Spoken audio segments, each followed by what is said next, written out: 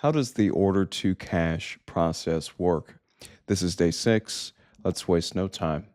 So, yesterday we essentially covered all of the major processes that you can, generally speaking, expect to see within any kind of business. Okay. So, that was very high level. And I just wanted to provide you with a solid framework that you could use and adjust according to your purposes.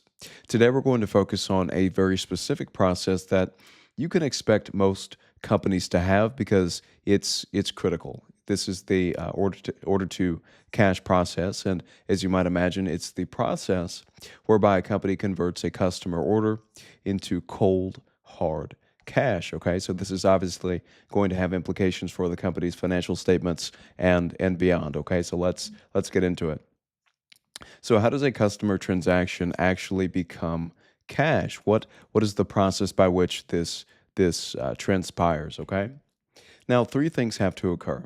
Okay, there has to be a promise. The company promises the customer something. We're going to give you this good. We're going to create this outcome. We're going to provide you with this service. No matter the specifics or the particulars, the company promises the customer something. Okay. Now, once the customer is sufficiently convinced that the company can deliver on this promise, the customer is going to enter into some kind of agreement with the company, okay?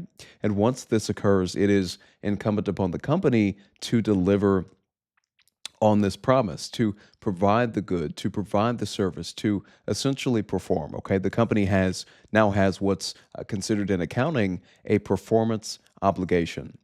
After the company has satisfied its performance obligation, that is when the company is due and should receive payment. Okay? So it all begins with an agreement, and this agreement is going to vary depending upon the company under scrutiny, but it always begins with an agreement nonetheless. Okay? So the customer places an order. The customer enters into some kind of service agreement with the company. And once this occurs, the company now has an obligation to fulfill. Okay. The company has to, as I said in the previous slide, the company now has an obligation to perform. Okay. So an agreement can be thought of as the catalyst for this process.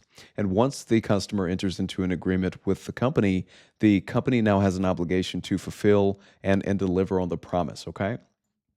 After the company delivers on the promise, they have the right to bill. Okay, so that's generally the flow. Now let's walk through the full journey from order to cash. Okay, so this process always begins with some kind of agreement between the customer and the company. Once this agreement is set in place, the company has an obligation to fulfill and deliver on the promise that was put forth in this agreement. Now, once the company has satisfied its performance obligation, meaning it has delivered on the promise, the company has the right to bill the customer.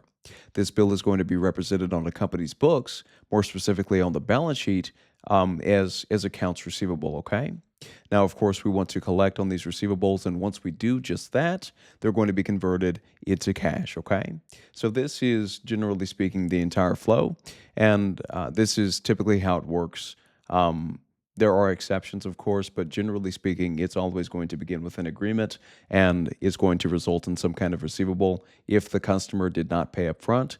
And if we collect on this receivable, that's going to result in cash, okay? Now let's make this concrete. I was very abstract in my previous slides. Let's make this applicable.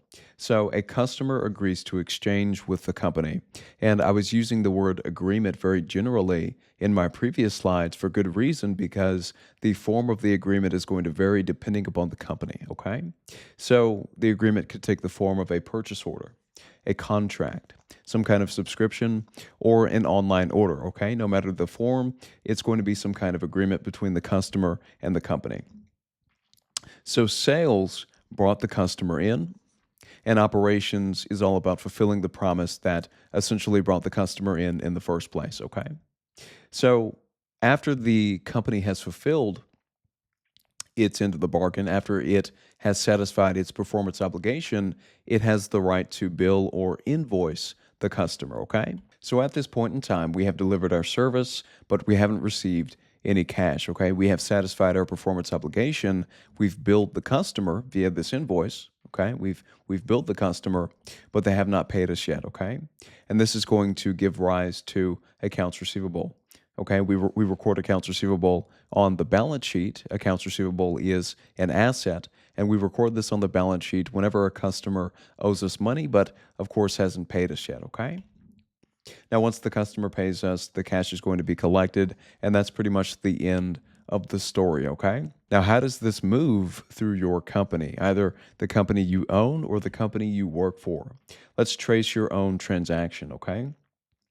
So, how does a customer place an order or enter into an agreement within your company?